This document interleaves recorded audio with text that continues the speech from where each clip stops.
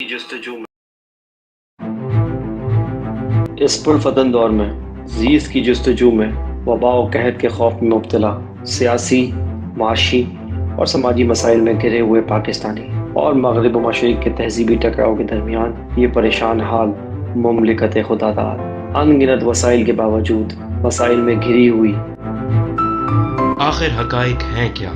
सच को धुंधला देने वाले हकाइक व वाक़यात, बेदारी शऊर और हक गोई फ़र्ज़ है इस कौम पर, क्योंकि यहाँ लगा हुआ है एक तुरफ़ा तमाशा।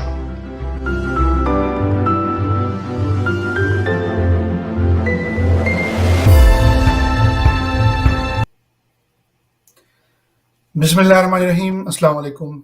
मैं हूँ आज के तुरफ़ा तमाशा एनिवर्सरी स्पेशल का गेस्ट होस्ट ताहिर शेख।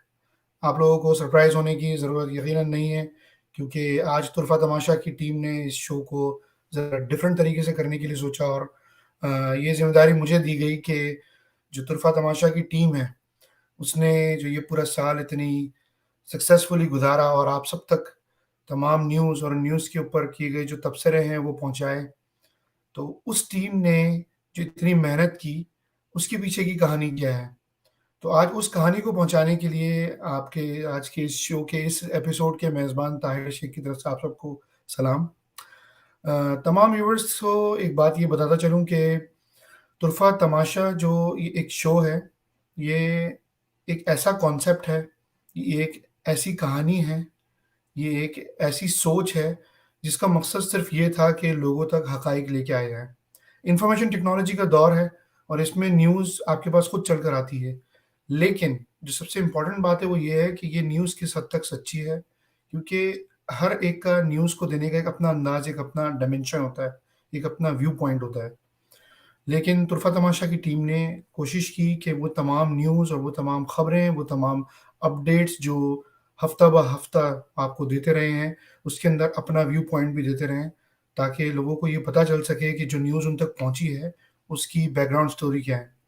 तो मैं ज़्यादा आपका टाइम नहीं लूँगा और बगैर टाइम ज़ाया किए प्रोग्राम के जो रेगुलर होस्ट हैं अहमर और जो एनालिस्ट हैं सैयद समाल शाह, उन दोनों को मैं वेलकम करूँगा इस शो में, ताकि उनसे पूछा जा सके कि तुरफ़ा तमाशा क्या है और इनका ये सफ़र अब तक का कैसा रहा। तो I welcome both of you, Ahmed Jaleel और सैयद सलमान शाह। कैसे हैं आप लोग? ठीक हैं, खैरियत से हैं? Walaikum Assalam. Thank you so much, Tahir bhai. Thank you so much once again for the generous introduction. और thank you it's a so much कि प्लेज़र। आप आज होस्ट कर रहे हैं। आज बहुत कम टाइम पे आपने जो है वो हमारी इस रिक्वेस्ट को जो है वो एक्सेप्ट किया, तो thank you so much. Salman ji कैसे हैं वालेकुम आप? आफ्टर अ लॉन्ग वालेकुम time. Yeah it's been a long time. वालेकुम अस्सलाम ताहिर, बहुत बहुत शुक्रिया और तुम्हें देख के बहुत खुशी हो रही है। और जब हम ये बात डिस्कस कर रहे थे तो मैंने अहमद को जो पहला नाम दिया, मैंने बोला जो बेस्ट पर्सन है इस काम के लिए जो ये करेगा एनिवर्सरी एपिसोड की होस्टिंग, मैंने बोला वो ताहिर हो सकता है, क्योंकि उसे आपको बताने की कोई ज़रूरत नहीं है। तो बहुत बहुत शुक्रिया, तुम्हें देख के बहुत खुशी हो रही है। लाइकवाइज भाई, बहुत खुशी की बात है। माशाल्लाह आप लोगों ने इतनी मेहनत की और वीक बाय वीक हालात कठिन भी रहे, मसले मसाइल भी रहे, उसके बावजूद जैसे कि कहावत है कि the show must go on, तो आप लोगों ने उसके ऊपर अमल किया और hats off to you guys. मुझे पता है कि जो अपने प्राइवेट स्पेस होते हैं वहाँ से हर वक्त शो करना, हर वक्त इंफॉर्मेशन को पास ऑन करना इतना आसान नहीं होता, कई सारे चैलेंजेस होते हैं। तो सबसे पहले तो मैं अहमद से शुरू करूँगा कि अहमद, आप सबसे पहले तो मुझे ये बताएँ कि इसका ख़्याल आया कैसे? वेल मैं अपने रेगुलर शोज़ मैंने स्टार्ट किए थे, सब लोग जानते ही हैं। जो लोग नहीं जानते उनको मैं बताता चलूँ कि पेंडेमिक की वजह से मुझे मौका मिला कि मैं काफ़ी अरसे से कुछ करना चाह रहा था, लेकिन ज़ाहिर है जॉब और दूसरी मसरूफ़ियात की बिना पर मैं कर नहीं पाता था कुछ चीज़ें। तो मैं अपने प्रोग्राम को मैंने स्टार्ट किया, उसमें मैं रेगुलर इंटरव्यूज़ लेना शुरू किए मैंने। लेकिन फिर ठीक। मैंने सोचा कि नहीं, कुछ इस तरह की चीज़ होनी चाहिए जिसके अंदर लोगों तक कुछ ऐसी इन्फॉर्मेशन पहुँचाई जाए जिसके बारे में आम तौर पर लोग बात करना नहीं चाहते या उनको पता नहीं होता, ठीक क्योंकि है। अवेयरनेस जो है वो बहुत ज़रूरी है आजकल के माशरे में। इन्फॉर्मेशन वॉरफेयर का ज़माना है, आपको पता है जैसे ही। तो इन्फॉर्मेशन, अच्छी इन्फॉर्मेशन और बुरी इन्फॉर्मेशन की जंग है एक तरह से अगर देखा जाए तो। तो इस चीज़ को काउंटर करने के लिए ऑब्वियसली हमारे मेन स्ट्रीम मीडिया के ऊपर किसी किस्म का कोई नैरेटिव हमें नहीं दिखता। और मैंने एक चीज़ रियलाइज़ की, मैंने कहा कि अगर हम सोशल मीडिया पे रहते हुए अगर इस चीज़ को करें, क्योंकि प्लेटफॉर्म तो हमारे पास है, हम अगर किसी मेन स्ट्रीम मीडिया पे जाएंगे तो ऑब्वियसली उनके या तो कोई ना कोई बिजनेस रिलेटेड उनके इंटरेस्ट होते हैं, या फिर पॉलिटिकल इन्फ्लुएंस काफ़ी ज़्यादा होता है हमारे मेन स्ट्रीम मीडिया पे, तो वहाँ पर तो नहीं चलने वाला कुछ। तो कोई ऐसा प्लेटफॉर्म होना चाहिए जहाँ पर हम आज़ादाना तौर पर अपनी जो राय है उनका इजहार कर सकें, लोगों को अवेयरनेस दे सकें। और फिर क्योंकि सलमान भाई आपके साथ क्योंकि आप आवाज़ टीवी से आपका ज़ाहिर है ताल्लुक़ है, आवाज़ एंटरटेनमेंट से आप कनाडा में आप लोग शो भी कर रहे थे, तो सलमान भाई की शख्सियत ऐसी थी कि मैंने सोचा कि मैं उनके साथ ही डिस्कस कर सकता हूँ। अगर मैं खुद ये शो करने लगा तो ऑब्वियसली मेरा इतना ज़्यादा वसी नज़रिया और इतनी रिसर्च नहीं है जितना सलमान भाई की। Obviously I can conduct show better, I can provide certain information, but उसकी डेप्थ में जाना वो जो है वो सलमान भाई का ही काम था। तो फिर मैं ये चीज़ आइडिया मैंने सलमान भाई से जनरेट किया, डिस्कस किया। जब आइडिया जनरेट हुआ तो उसके बाद फिर सलमान भाई ने कहा कि मैं भी कुछ इसी तरह कुछ चाह ही रहा था और मैं चाह रहा था कि कुछ इस तरह का हम शो करें, तो बिल्कुल सही है। फिर हम लोगों ने एक नशिस्त रखी सलमान भाई के घर पे ही, और साल पहले की बात है, 1 साल गुजर गया और हम लोगों ने डिस्कस किया कि हमें किस तरीके से हम शो को लेके चलेंगे आगे। तो हमने फिर स्टार्ट की चीज़ें। पहला शो मुझे याद है कि 28 तारीख को ही हमने किया था, उसमें इंट्रोडक्शन दिया था, एंड देन मुझे नहीं पता था कि किस तरीके से जाएंगे, क्योंकि मेरे लिए एक नया एक्सपीरियंस था। मैंने हालात हाज़रा के ऊपर कभी भी किसी किस्म के शो नहीं किए। तो सलमान भाई ने कराची के हालात से जो है हमने स्टार्ट किया था कि कराची में मामलात क्या हैं, हालात क्या हैं, एंड देन फिर अब अल्हम्दुलिल्लाह अब क्योंकि आज 50th शो है, 45th एपिसोड तो ज़रूर है, क्योंकि हमने 4 प्रोग्राम रमज़ान के भी किए थे और एक हमने फ़लस्तीन स्पेशल किया था। तो अल्हम्दुलिल्लाह अब जो हमारी आपस में केमिस्ट्री है वो ऐसी है कि हमें ज़्यादा मेहनत करने की ज़रूरत नहीं होती। उनको पता है कि उन्हें क्या करना है, मुझे पता है कि मेरी क्या चीज़ सिलसिला है, और अल्हम्दुलिल्लाह अल्लाह पाक जो है वो चला रहे हैं। जी।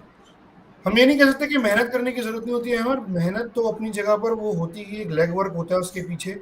बात से भी होती है कि जब केमिस्ट्री आपकी अच्छी हो जाती है तो उसमें बहुत सारी चीज़ों पर अंडरस्टैंडिंग हो जाती है, बहुत सारे टेक्निकल फ्लॉज़ जो होते हैं उनको आप कवर अप कर लेते हैं, तो उसमें थोड़ी-सी आसानी पैदा हो जाती है। लेकिन ये ना कहिएगा कि मेहनत नहीं होती। नहीं, ये ऑब्वियसली एवरी मेहनत शो। होती है। हम जो है वो हुँ, स्मार्ट वर्क अब करते हैं, क्योंकि ऑब्वियसली जब आपकी एग्ज़ैक्टली, केमिस्ट्री अच्छी हो बिल्कुल जाती है तो सही। आप स्मार्ट वर्क करना शुरू कर देते हैं। ज़ाहिर है अब सलमान भाई रिसर्च करते हैं, तो मुझे उनके साथ होस्ट करना है प्रोग्राम, तो मुझे भी अपनी रिसर्च करनी पड़ती है ताकि मैं उनकी बिल्कुल सही। रिसर्च को कॉम्प्लीमेंट तो कहीं न कहीं कर सकूँ, ज़ाहिर है। जी। जी।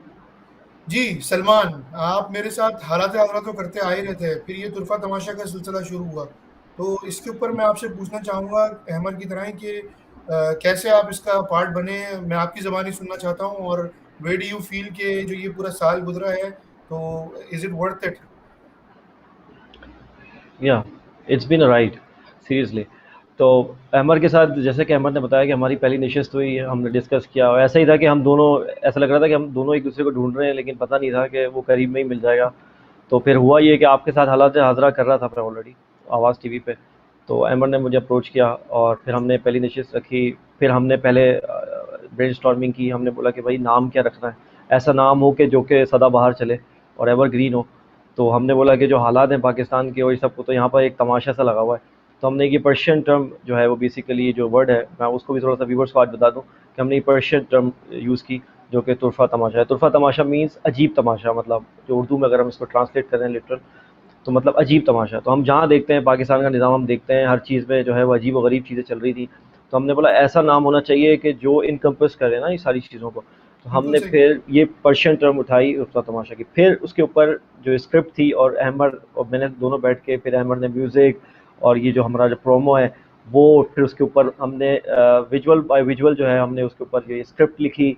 और उसके बाद स्क्रिप्ट लिखकर जो आज भी जो है वो लोग सुनते हैं तो कहते हैं कि बहुत ज़्यादा जो है वो आई और ईयर कैचिंग ये जो प्रोमो है जो हमारा पहले में चलता है। और ये बेसिकली अहाता करता है उन सब का कि हम किस चीज़ से गुजर रहे हैं एज ए रियासत, as a country, as a nation, हम किस चीज़ से गुजर रहे हैं, उसका ये प्रोमो जो है वो अहाता करता है। तो ऐसी एक कॉम्प्रिहेंसिव चीज़ चाह रहे थे हम ताहिर, और अल्हम्दुलिल्लाह अल्लाह ताला के करम से जो है वो हमने वो ये कंटेंट जो है प्रोड्यूस किया।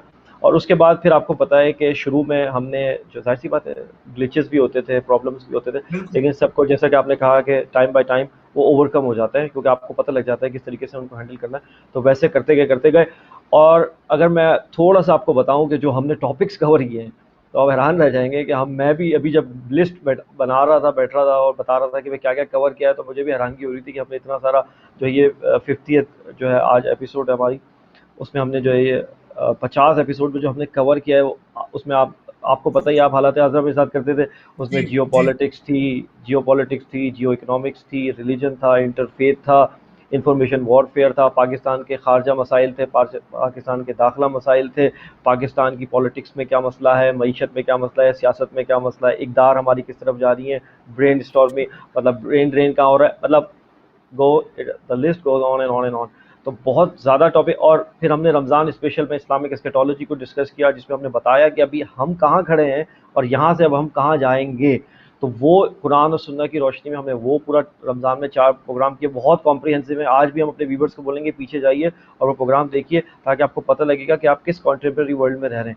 इसके अलावा हमने फ़लस्तीन स्पेशल किया, जब हमने वो एक अवेयरनेस वाला जी प्रोग्राम था, बेसिकली रोड शो किया था हमने, जिसमें हमने बाकायदा वहाँ पे जो कराची में एक पूरा प्रोटेस्ट हुआ था, उस पे हमने जी फिर उस पे पार्टिसिपेट किया, उसको किया हमने। इसके अलावा हमने बुक रिव्यूज़ किए, नॉट टू फॉरगेट, हमने बहुत सारे कई हफ्तों तक हमने बुक रिव्यूज़ किए और लोगों को इस तरफ इंड्यूस किया कि दोबारा से जुड़िए अपने इल्मी असास की तरफ, क्योंकि जो बिल्कुल आजकल जो अटेंशन स्पैन है वो बहुत शॉर्ट होता चला जा रहा है। और आपको दोबारा रीडिंग की तरफ आना पड़ेगा, एक्चुअल सोर्स की तरफ आना पड़ेगा। और फिर हम जब बुक रिव्यू की बात करते थे हमेशा, तो हम हमेशा ये बात करते थे कि एक्चुअल जिस बुक की तरफ आपको आना है वो मूल किताब है, यानी कुरान की तरफ। तो हम बेसिकली एक कॉम्प्रिहेंसिव हमने एक बेस सेट किया और हमने बोला कि आपको जो करना है, जितनी भी क्रिएटिविटी दिखानी है, आपको एक पैरामीटर दे दिया गया है, बेहतरीन किस्म का ज़ाब्ता हयात, उसके अंदर रहते हुए आपने काम करना है और आप एक्सेल कर जाएंगे। और एक और बात जो बड़ी मज़े की थी, हम बात करते थे, हम डिस्कस करते थे, हम तजिया करते थे, और आने वाले हफ्तों और महीनों में वो चीज़ होती चली जाती थी और लोग बिल्कुल हैरान होते थे और हमसे पूछते भी थे और फीडबैक भी आता था। और अहमर ने तो अभी बीच में जो पाकिस्तान की क्रिकेट टीम में हो रहा था, अहमर ने तो बाकायदा जो है वो बिल्कुल करीब करीब जो है वो सारे स्कोर, और बिल्कुल वो बिल्कुल इतने, आपको पता ही हो गया। तो ये एक बड़ा सिलसिला चलता रहा। और इस दौरान हमारी अपनी भी बहुत लर्निंग हुई था यार, अगर मैं आपको बताऊं तो, क्योंकि हमें भी जाहिर सी बात है, आपको एक कंटिन्यूस, जैसे आपने कहा कि एक कंटिन्यूस रिसर्च और वो जो कहते हैं ना कंटिन्यूस प्रोफेशनल डेवलपमेंट, वो सीपीडी एक चलती रही और चलती रही और चलती रही। तो उसमें हमें भी बहुत सारी चीज़ें खुलती गई।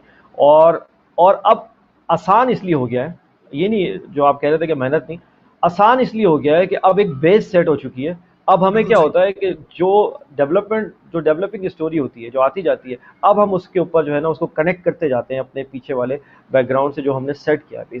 तो बेसिकली हमारे लिए जो है वो आसानी हो गई है कंपैरेटिवली पहले के मुकाबले में। लेकिन चूंकि हमने बेस सेट कर दिया और हमारे जो व्यूवर्स भी हैं, जो रेगुलर व्यूवर्स हैं, उनको भी पता है कि हम कहाँ से ये लेके आ रहे हैं, जो है वो बिड़ा, और उसको हम कहाँ से कनेक्ट करते जा रहे हैं। और हम ये कह रहे हैं, और नॉट टू फॉरगेट, हमने जा बजा जो रूमी और इकबाल को दोबारा से रीइंट्रोड्यूस जी कराने की जो जी कोशिश की इन प्रोग्रामों में, आपको पता है हालत आजरा में भी हम every now and exactly then बात करते थे, क्योंकि इतने रेलिवेंट है वो। 100 ईयर्स तकरीबन इकबाल साहब को हो गए और रूमी को तो 800 साल, लेकिन इतनी रेलिवेंसी है उनकी आजकल के दौर में कि लोग हैरान हो जाते हैं कि जब हम उनकी जिक्र करते हैं। तो वो भी हमने साथ साथ चलाया, रिलीजन को भी चलाया, हालात आजरा को भी। और एक बात हमने हमेशा अपने रिव्यूअर्स को बताई कि ये सब चीज़ें आपस में कनेक्टेड हैं। बिल्कुल सही हमें जो आजकल जो कॉन्टेम्प्रेरी अंडरस्टैंडिंग बनी हुई थी, जो हमने होश संभाला, तो वो क्या था कि रिलीजन को साइड किया हुआ था, सियासियात को साइड किया हुआ था, मीशत को साइड किया हुआ था। नहीं, ठीक है। सब हमने चीज़ें आपको ये बताया, इंटरलिंक्ड हैं। जी it's a inter complete related है। ज़ाब्ता हयात है वो। और जो हमारे बड़ों की टीचिंग्स हैं, चाहे वो रिलीजियस हों, चाहे वो इकोनॉमिकल हों, चाहे वो सोशियो इकोनॉमिकल हों, पॉलिटिकल हों, वो सारी चीज़ें वाक़ई एक-दूसरे से इंटीग्रेटेड है। ये बात से मैं आपकी ज़रूर एग्री करूँगा।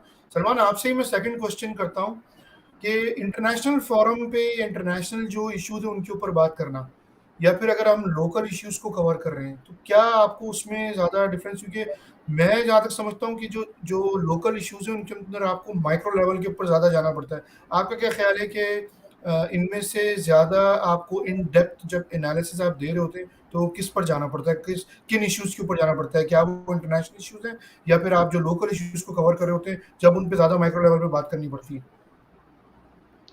देखिए, इंटरनेशनल इश्यूज जो होते हैं वो मोर कॉम्प्लिकेटेड होते हैं, कि उसमें ठीक है। जियो इकोनॉमिक्स और जियो पॉलिटिकल जो आस्पेक्ट है, उसका जो डायमेंशन है वो बड़ी इंपॉर्टेंट होती है। लोकल इश्यूज पे होते हैं कि आप ग्राउंड पे होते हैं, और तो आपको जो है वो डेली जो है वो आपको अपडेट मिल रही ठीक होती है। है, आप खुद भी एक्सपीरियंस कर रहे होते हैं। लेकिन सही है। बेसिकली हम, लेकिन जब आप बर्ड्स आई व्यू लेंगे ना, तो आपको ये कंप्लीट एक ही पिक्चर नजर आएगी। मतलब आप ठीक है। भी तो ग्लोब का हिस्सा ही है ना। तो आपको जब आप बर्ड्स आई व्यू लेंगे तो आपको एक पूरी एक पिक्चर नजर आएगी, और आप उसके अंदर एक प्लेयर हैं, मतलब पाकिस्तान एक प्लेयर है, और वो किस तरीके से उसके साथ लोग प्ले कर रहे हैं, वो कितना प्ले कर रहा है, और वो क्या डायनेमिक्स हैं जिसके ऊपर चल रहे हैं हम। और हमारा पड़ोसी जो दूसरी उभरती हुई सुपर पावर है, और जो हमारा अफगानिस्तान में क्या हुआ, मुझे याद है जब हम हालात हाज़िरा करते थे तो मैं उस वक़्त, आपको याद होगा ताहिर, मैं कहता था आपको कि जब अफगानिस्तान में बात होती तो मैं आपको हमेशा ही बात कहता था कि अफगानिस्तान ना सीरिया है ना इराक है, आपको याद होगा ये जुमला। और मैं बोलता जी था जी कि यहाँ पर अगर जो ये जो कॉलोनियल पावर्स ही समझ रहे हैं कि वो यहाँ पर वो काम कर जाएंगे जो सीरिया और इराक में किया था, उनकी भूल है। और वही हुआ, आखिर में उनको निकलना पड़ा, ह्यूमिलिएशन उठानी पड़ी, आपको पता ही है। तो सही। बेसिकली जब आपका बर्ड्स आई व्यू होता है, आप पूरी पिक्चर को एक साथ देख रहे होते हैं ना, तो आपको माइक्रो और मैक्रो लेवल आपको पता होता है कि ये माइक्रो लेवल है और ये मैक्रो लेवल है और ये डायनेमिक्स है और ये सब इंटर रिलेटेड है। खारजा और दाखिला दोनों रिलेटेड हैं। और पाकिस्तान तो यार आपको पता ही है कि ऐसी जियो स्ट्रेटेजिक जगह पर वाक़ है कि ताहिर, अगर आपने इस एरिया को अगर आपने इग्नोर कर दिया तो आपने, समझ लें आपने दुनिया की जो है ना तो वो यू आर आधी आउट जो, ऑफ द गेम बेसिकली। जी, बिल्कुल सही। आधी पॉलिटिक्स को जो आपने इग्नोर कर दिया, ऐसा ही है। तो बेसिकली हमने कोशिश ये की, देखें कोशिश हमने ये की कि वो क्रिटिकल थिंकिंग जो होनी चाहिए हमारे नौजवान के दिमाग में, कि हर चीज़ को मेन स्ट्रीम मीडिया से जो है वो अहलन व सहला मरहबा कह के नहीं एक्सेप्ट कर ले, बल्कि उसको क्रिटिकली एनालाइज करे, हर चीज़ को क्रिटिकली एनालाइज करे। और जो इस्लामिक एस्केटोलॉजी वाले हमने प्रोग्राम किया, हमने उसमें ये बोला कि आप जहाँ खड़े हैं और हम किस तरफ जा रहे हैं, आप ये ज़रा देखें। अगर आपको पता हो कि आप किस तरफ जा रहे हैं तो आपकी जर्नी बड़ी आसान हो जाएगी। सही। अहमर की तरफ आता हूँ। अहमर माशाल्लाह होस्टिंग करते आए पूरा साल। इससे पहले भी आप जो है वो पर्सनालिटी इंटरव्यूज की तरफ रहे हैं, तो क्या फ़र्क महसूस हुआ? सबसे पहले तो ये बताएं। और दूसरी चीज़ ये कि एट टाइम्स जब जियो पॉलिटिकल इश्यूज जब आप डिस्कस कर रहे होते हैं इस तरह ऑनलाइन फोरम्स के ऊपर, तो at times people they feel it is become getting a really dry thing. तो उनको एंगेज रखने के लिए क्या ऐसी चीज़ें हैं जिनके ऊपर आपने एम्फसाइज किया? देखिए, हमारी अप्रोच जो है वो मुख्तलिफ थी दूसरे चैनल से, सोशल मीडिया चैनल्स के ऊपर जो है ना, वो अगर आप देखें तो थोड़ा-सा हमारी आवाम की वजह से ही आई गेस, एक तो ये कि अटेंशन स्पैन नहीं है लोगों का, जिस तरह सलमान भाई ने कहा। बिल्कुल, तो बिल्कुल सही। उनको जो है ना कुछ मसाला चाहिए। उनको शायद वो अगर किसी की अगर तज़ीक हो रही होगी तो शायद वो ज़्यादा देखेंगे, निस्बतन इसके कि हम अगर उनको रियलिटी बता रहे हैं तो वो शायद इसकी तरफ नहीं आएँगे। बिल्कुल तो सही। हमारी अप्रोच यही थी शुरू से। हमने अभी तक अपनी ना मार्केटिंग की तरफ ना ही प्रमोशन की तरफ हमने फोकस रखा ही नहीं, क्योंकि मेरा और सलमान भाई हम दोनों का मानना ये था कि जिन लोगों तक ये बात पहुंचेगी और वो समझेंगे, जो जेन्युइनली इस चीज़ को समझते हैं, वो ही हमारे साथ इस कारवां का हिस्सा बनते चले जाएंगे। तो इस तरफ तो हमारा फोकस रहा ही नहीं। लेकिन अब वक्त गुजरने के साथ साथ सलमान भाई हमने डिस्कस किया और हमने सोचा कि हमें कुछ इस तरह के मामला करना पड़ेंगे, क्योंकि वो अप्रोच तो हमारी सही थी, लेकिन ये ज़्यादा बेहतर होगा कि हम ज़्यादा लोगों को कवर कर सकें, क्योंकि हो सकता है कि बिल्कुल। लोग जो है वो किसी और चीज़ को सुनने आएँ, लेकिन हमारे इस मैसेज को जो है वो समझ जाएँ। तो दूसरा पहला जो आपका सवाल था वो ये था कि पर्सनैलिटी जो इंटरव्यूज़ मैं करता हूँ और इसमें क्या फ़र्क लगा? फ़र्क बिल्कुल था। उसके अंदर जो है ना, फ़र्क ये है कि पर्सनैलिटी इंटरव्यूज़ के अंदर मैं बहुत ज़्यादा लिमिटेड कैपेसिटी पे बात करता हूँ। जो इंटरव्यूज़ के अंदर जो भी सवालात होते हैं, मुझे डिज़ाइन जो करने होते हैं सवालात, वो पर्सनैलिटी को देख के कि मैं किससे बात कर रहा हूँ या किसी स्पेसिफ़िक टॉपिक पे अगर बात कर रहा हूँ, तो मुझे उसी के गिर्द ही घूमना पड़ता है। लेकिन अगर तुरफ़ा तमाशा की अगर बात की जाए और हमने एक टॉपिक के ऊपर अगर हमें बात करनी है, तो वो सिर्फ़ एक टॉपिक नहीं होता, वो बेसिकली उस टॉपिक के साथ मुख्तलिफ 5, 6, 7, 8 बिल्कुल सही टॉपिक्स है। हम कवर करके आ रहे होते हैं। तो वो एक, ठीक है। समझ लीजिए, एक तरह की एक भरपूर एक मील होती है इन्फॉर्मेशन की, जो कि हम अपने यूज़र्स के सामने पेश करते हैं, तो व्यूअर्स के सामने पेश करते हैं। तो ज़ाहिर है फ़र्क तो ये है, या इंडिपेंडेंस वाली बात है। अलबत्ता अगर होस्टिंग के ठीक। हवाले से बात की जाए तो ऑब्वियसली मैं ज़्यादा कंफर्टेबल होता हूँ तुरफ़ा तमाशा में, क्योंकि जो गेस्ट होते हैं ऑब्वियसली आप उनके टाइम को भी देख रहे होते हैं, दूसरी चीज़ों को भी देख रहे होते हैं। तो यहाँ तुरफ़ा तमाशा के अंदर मेरे पास इंडिपेंडेंस ज़्यादा है दोनों तरफ। जी। ठीक। सलमान, लोकल इश्यूज़ के ऊपर आप बात करते हैं, जब जिस वक़्त स्पेशली मैं पाकिस्तान के इंटरनल इश्यूज़ की बात करूँगा और बिलख़ुसूस कराची की अगर हम बात करें, तो उसमें बाज़ औक़ात ये होता है कि आपके अपने इमोशंस, आपकी अपनी फीलिंग, आपके अपने एक्सपीरियंसेस भी उसमें शामिल हो जाते हैं। तो क्या ऐसी चीज़ की जाती है, या क्या वो अप्रोच है जिसको लेकर चीज़ों में नॉन बायस्ड रहने की आप कोशिश करते हैं कि आप किसी स्पेसिफिक पॉलिटिकल पार्टी को या किसी स्पेसिफिक ग्रुप को आप अपने एनालिसिस के अंदर जो है वो सपोर्ट ना कर रहे हो या अपोज ना कर रहे हो, तो उसके लिए आप क्या करते हैं? देखिए वो कहते हैं ना, ज़बान खल्क कार खुदा, जो एक मकूला है। तो बिल्कुल इसमें सही। सीधी सी अप्रोच है, सिंपल, कि हम आवाम में इंटरेक्ट करते हैं, रोज़ करते हैं, और हम एज ए इंडिविजुअल भी करते हैं और लोग हमसे भी शेयर करते हैं चीज़ें। तो अनबायस्ड रहने का सीधा सा तरीका ये है कि जो आप फील करें कि आप एक माशरे में जी रहे हैं, आपके साथ क्या हो रहा है, और आप एक शहर में हैं, वहाँ पे क्या सहूलतें हैं क्या नहीं है, इर्रिस्पेक्टिव ऑफ द फैक्ट कि कौन कर रहा है कौन नहीं कर रहा। हाँ, जब आप मौरूद इल्ज़ाम जिसको ठहराते हैं तो फिर आपको पता होता है कि जो हुक्मरान है इसका रिस्पॉन्सिबल, उसको आपने मौरूद इल्ज़ाम ठहराना है। तो एज इंडिविजुअल मैं शहरी हूँ इस शहर का, और मुझे जो फील होगा कि यहाँ पे ये लैकनेस है, यहाँ पे कमी है और इनका काम था इन्होंने नहीं किया, तो ये अनबायस्ड अप्रोच की एक सिंपल सी वो है जो आपका सवाल था। दूसरी बात ये है कि ताहिर जब आप कंपेयर करते हैं ना कि इतना बड़ा शहर, और अगर आप बात करें कि मुस्लिम वर्ल्ड का सबसे बड़ा शहर, अगर आप मुस्लिम वर्ल्ड की बात कर रहे हैं तो उसमें उसका जी सबसे बड़ा शहर है ये, और जो टोटल बड़े शहर हैं उनकी टॉप 10 की रैंकिंग में आता है, और उस बिल्कुल लिहाज सही। से जो उसकी सहूलतें और बाकी शहरों की सहूलतें हैं, तो फिर हमें बहुत ज़्यादा फ्रस्ट्रेशन होती है। और जो आपने बोला कि पर्सनल फीलिंग्स मिल जाते हैं, बिल्कुल मिल जाते हैं। कराची में रह के अपने इमोशंस को कंट्रोल करना, मैं आपको सही बता रहा हूँ, इस हालात और वाक़यात में बहुत मुश्किल है, और उसमें भी हमने इतना पेशेंस दिखा के इतना इंटेलेक्चुअल रिस्पॉन्स क्रिएट किया है इस मामले का कि कोई ऐसी बात नहीं कि हमने क्या किया कि हमने अवेयर करने की कोशिश करी लोगों को कि भाई अपने हुकूक को समझो, उसके लिए खड़े हो जाओ।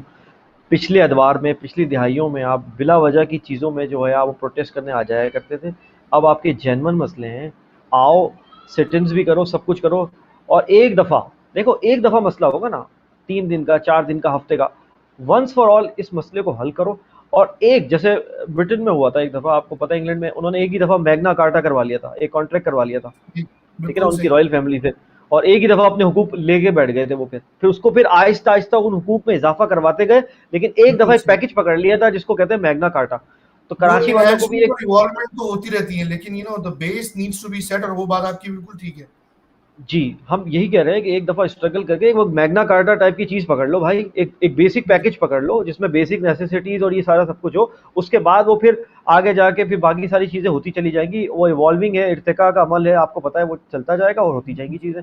लेकिन उस पर क्योंकि हमारे माशरे को अगर मैं आपको बताऊँ तो इतना डिवाइड करके रखा हुआ है हर लाइन्स पे, चाहे वो एथनिक हो, पॉलिटिकल हो, सेक्टेरियन हो, कि वो सारे शहरी जो है ना वो एक मुद्दे पे कभी जमा होते हुए आपको मिलेंगे ही नहीं। तो ये लाइंस को डिफाइन करना, लोगों को बताना कि भाई आप जो आपके जो जो कंबाइन इंटरेस्ट हैं उन पे आपको कंबाइन एक्ट करना पड़ेगा, वरना ये कर क्या रहे हैं, ये कर ये रहे हैं आपके साथ डिवाइड एंड रूल की पॉलिसी लेके चल रहे हैं, वही पुरानी अंग्रेज की, और उसके साथ क्या कर रहे हैं, आपको डिवाइड रूल कर रहे हैं, और ये रूल करते रहेंगे, आप आपस में लड़ते रहोगे, और शहर वहीं का वहीं है, मुल्क वहीं का वहीं है। तो बिल्कुल सही। माइक्रो लेवल पे हम कराची की बात करते हैं और मैक्रो लेवल पे पाकिस्तान की, तो फिर वही वाली बात है कि फिर वहीं के वहीं हम चल रहे हैं। तो इनके खिलाफ प्लीज़ खड़े हो जाओ, और हर समझदार आदमी आपको यही कहता हुआ मिल रहा था। हकीम सईद शहीद जो थे, उन्होंने एक, मेरे को उनका मकूला याद आ रहा है, उन्होंने कहा, कहते थे नौजवानों को कि अगर तुम्हें पता लग गया ना कि तुम्हारे हुक्मरान तुम्हारे साथ क्या कर रहे हैं, तो जो तुम क्या करोगे कि तुम जाके उनसे छीन लोगे इक़्तिदार।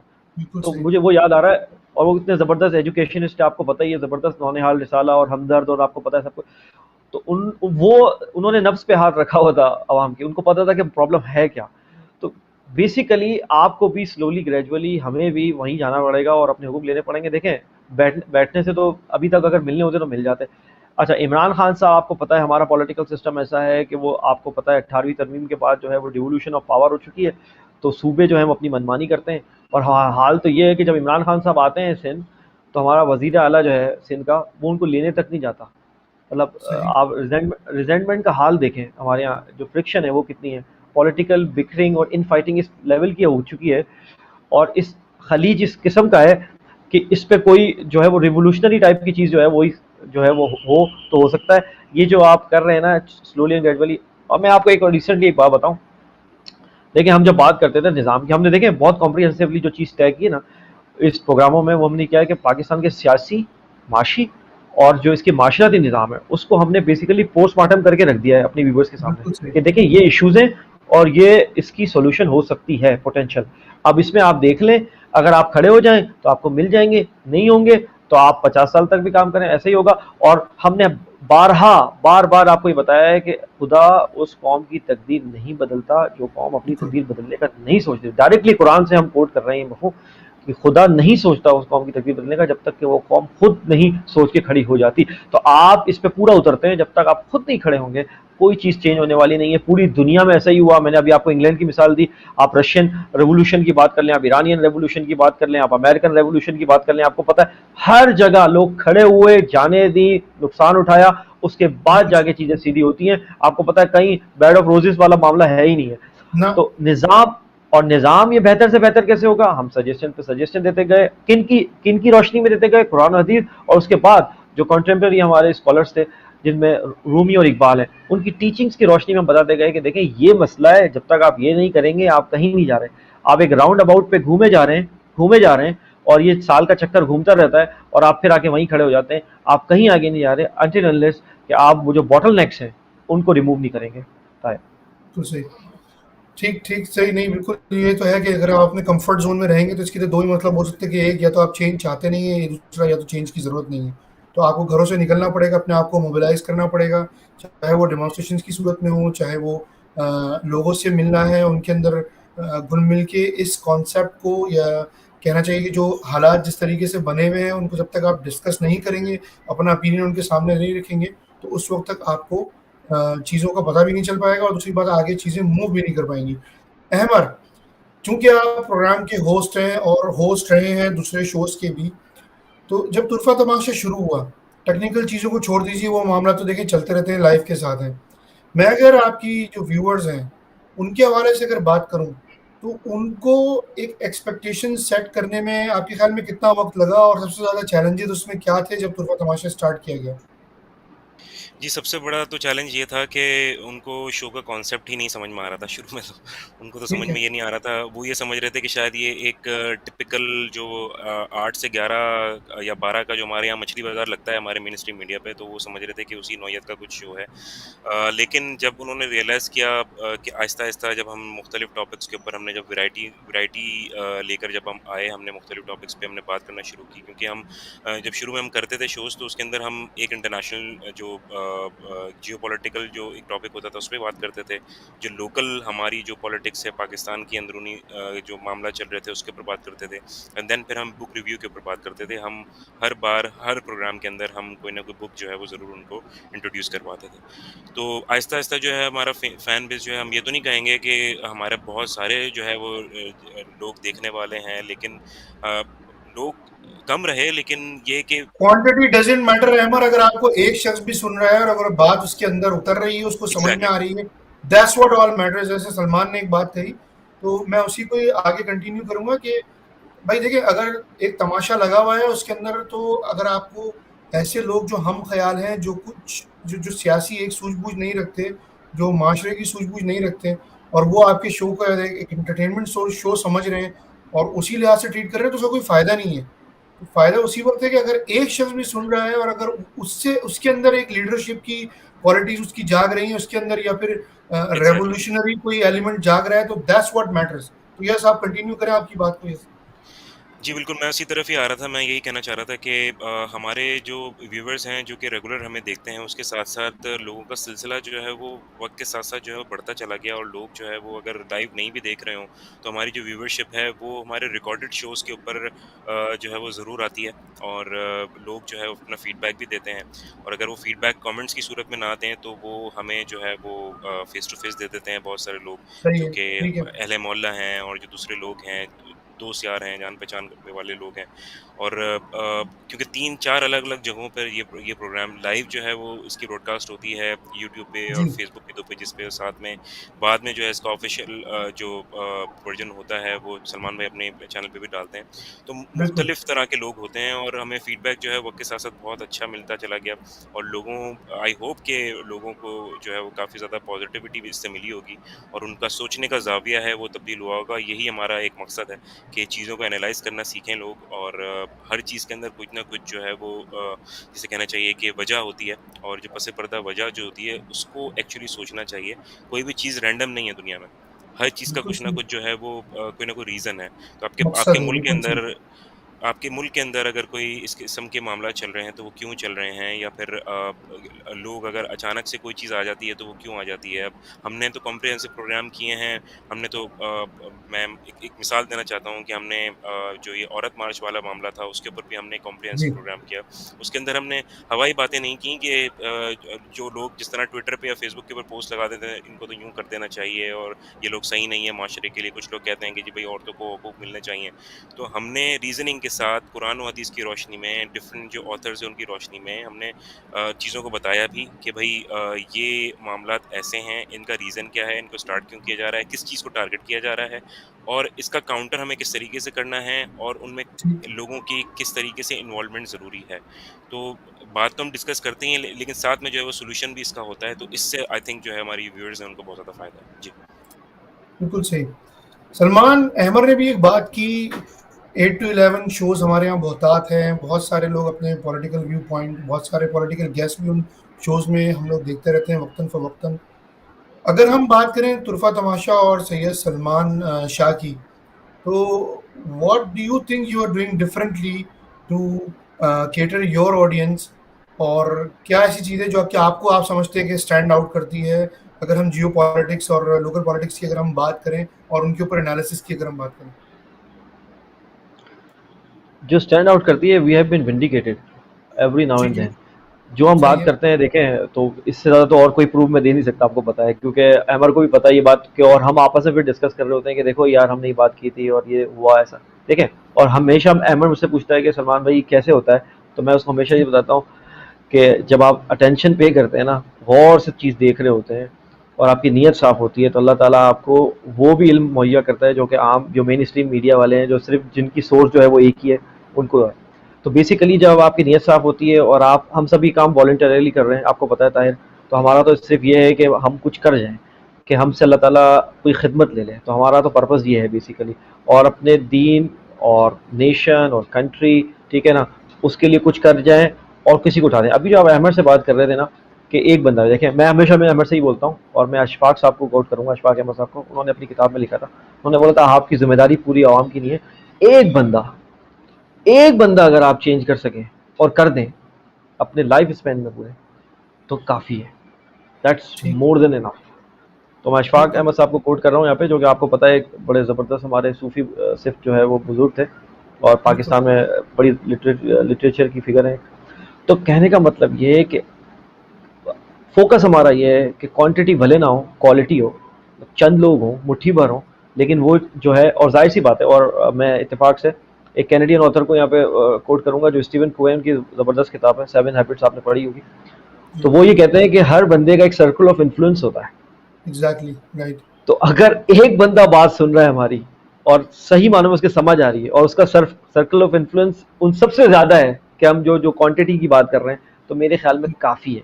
तो मैंने आपको दोनों तरफ से बात बता दी कि यूबी और यूपीओ, हमारा जो टारगेट है ना, वो उन लोगों का शऊर बेदार करने का है जो ऑलरेडी चाहते हैं कुछ करना। तो अगर उनका शऊर बेदार हो जाए और कॉन्शियसनेस उनकी राइज हो जाए और वो समझ लें कि उनकी जिम्मेदारी क्या है। और दूसरी बात, आजकल का यूथ है जो खासतौर में मिलीनियल जनरेशन, आपको बताता है, वो अपने आप जी, को जो है ना वर्थलेस आजकल जो है ना वो कर रही है कि हम वर्थलेस हैं, हमारा तो कोई यूज ही नहीं है, बस खाओ पियो।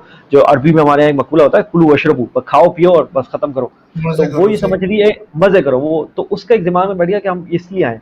तो उनको ये बात बावर कराना कि भाई आप वर्थलेस नहीं हो, यू आर अशरफुल मखलूकात, और अल्लाह ताला ने आपको एक पर्पस के लिए पैदा किया है, कुरान में बाकायदा बता दिया गया आपको इस पर्पस के लिए पैदा किया है। और अगर आप ही अपनी पूरा दिन खाने पीने में और एंटरटेनमेंट में निकाल दोगे, तो यकीन करो आपके जो कंधों पे जिम्मेदारी दी है, और जो वर्ड यूज़ किया है आप हैरान हो जाएंगे। अल्लाह मियाँ ने ये फरिश्तों के सामने ये पूरे बिसात जमाई, तो कहा कि मैं इनको खलीफा बनाने लगा हूँ।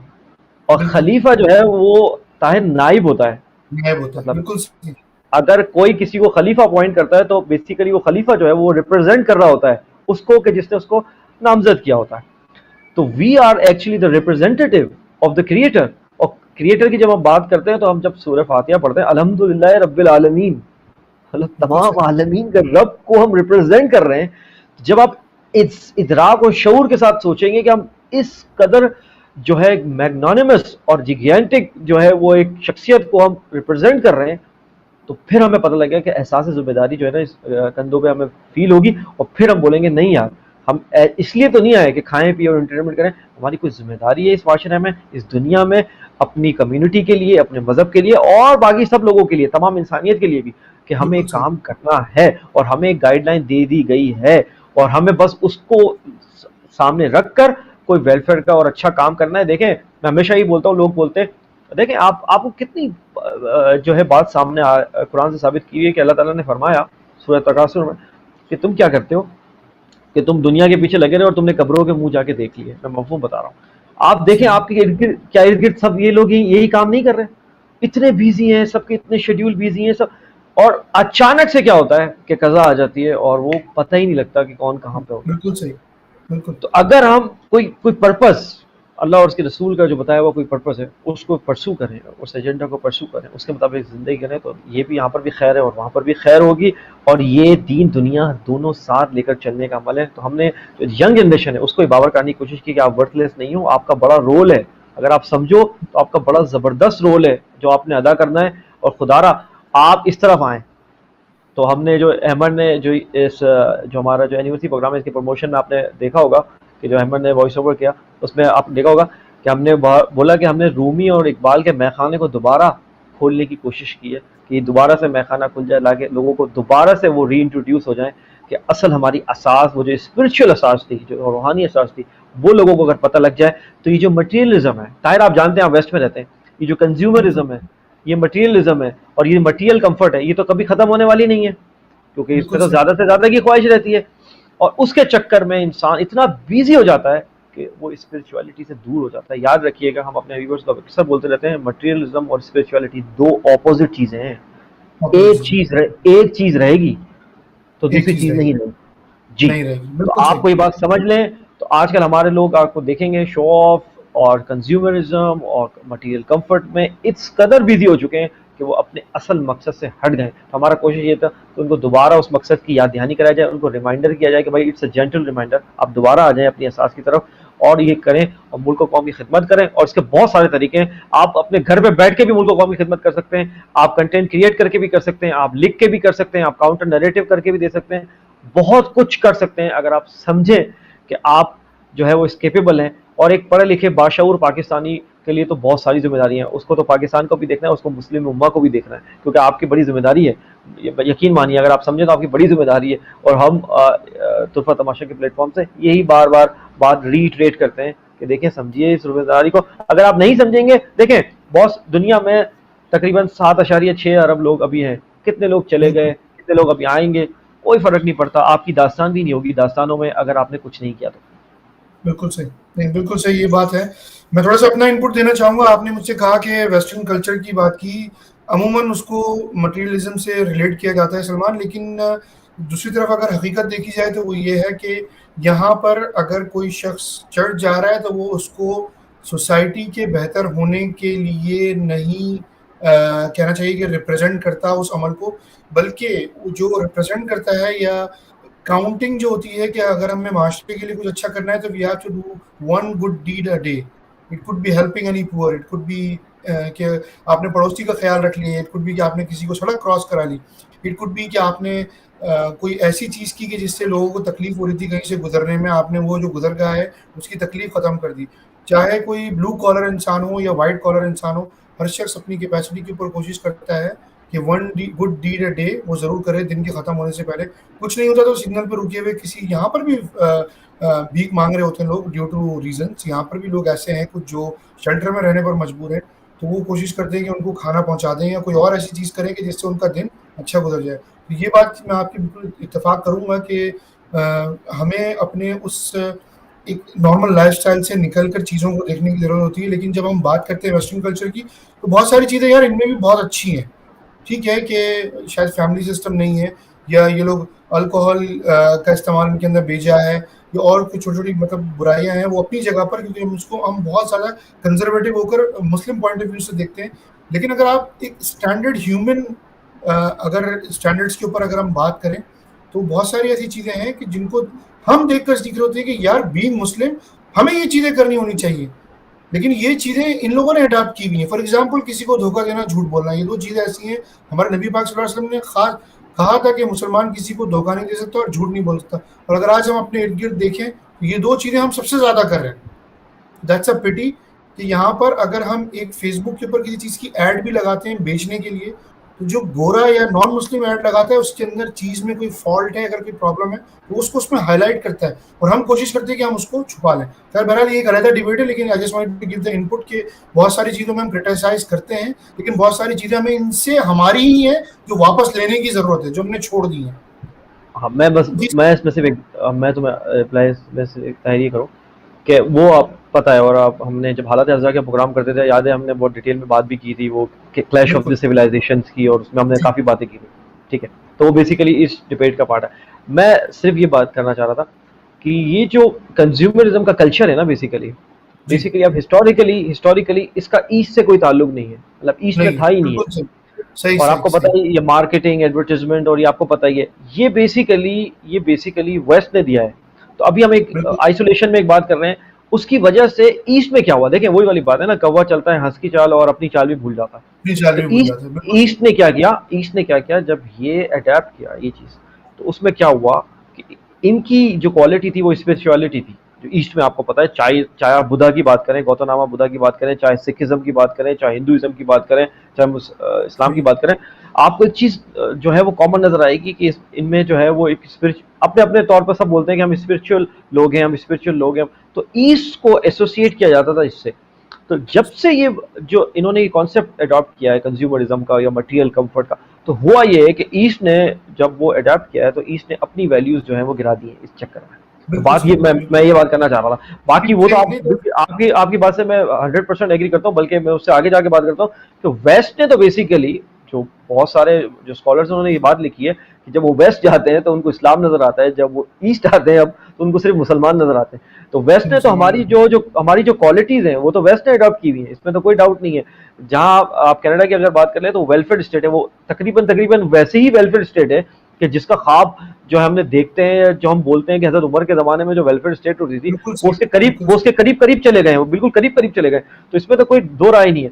लेकिन वही वाली बात है कि जहां हम अपनी कोर से हट गए, जो ईस्ट की कोर थी, जो मशरक की जो असल में असास थी, वो उनकी स्पिरिचुअलिटी थी और नॉन कंज्यूमरिज्म था। इन्होंने क्या किया, कंज्यूमरिज्म अडॉप्ट किया। अब हमारे यहाँ भी हो गया, शो ऑफ हो गया है, हमें मटेरियल कंफर्ट दिखाना है, और हम समझते हैं कि हम मटेरियल जितना इनटेक करते जाएंगे, जितना मटेरियल कंफर्ट करते जाएंगे, हम जो है वो बेटर ऑफ होते जाएंगे। लेकिन हकीकत ये है कि आप सेटिस्फाई जब होते हैं, और अल्लाह ताला ने भी कहा है कि जो कल्ब जो है उसको जो सुकून और इत्मीनान मिलता कब है, जब आप स्पिरिचुअलिटी में आगे जाते हैं, जब आप अल्लाह ताला बिल्कुल का सही। जिक्र करते हैं। उसके अलावा आप जो मर्जी कर लें, आपके इर्द गिर्द दुनिया की तमाम आसाइशें हों और ये डिस्टर्ब हो, तो कुछ नहीं हो सकता। तो वो असल में जो है, ये इस बात पे सोचना चाहिए, ईस्ट को दोबारा से जो है ना वो रिविजिट करना चाहिए अपनी इस इकदार को, और दोबारा से लेना चाहिए। लेकिन उसके लिए वही वाली बात है, हमने आपको बात की कि दो अपोजिट चीजें, अगर आप मटेरियलिज्म की तरफ जाएंगे तो स्पिरिचुअलिटी आपके हाथ से चली जाएगी फिर, और अगर आप ठीक है, स्पिरिचुअलिटी के हाथ से जाएंगे तो आपको मटेरियलिज्म पे कॉम्प्रोमाइज करना पड़ेगा। जीता है। बिल्कुल सही, बिल्कुल। There is a balance that needs to be created.